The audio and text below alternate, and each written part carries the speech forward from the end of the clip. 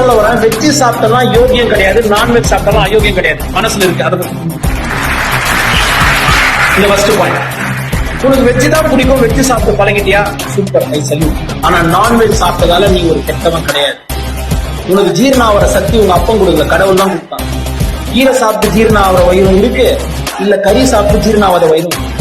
கீரை சாப்பிட்டு அஜீரணம் ஆகிற வயிறும் இருக்கு, நல்ல பிரியாணி ஜீரணம் ஆகிற வயிறும் இருக்கு. புரியுது? ஜீரண சக்தியை பொறுத்து. உண்மையான சைவம் எது?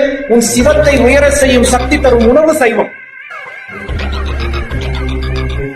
உன் சக்தியை உயர்த்தாமல் அதை தாக்கும் உணவு அசைவம்.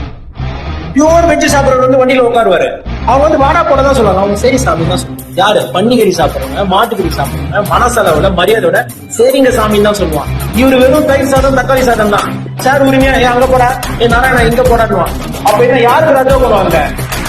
யாருக்கு ரஜோ பண்ணுவோம்? நான்வெஜ் ப்ரொமோட் பண்ணல, ஆரோக்கியமா சாப்பிடு, அது சிவம். அன்ஹெல்தியா சாப்பிட்டா அது அசைவம்.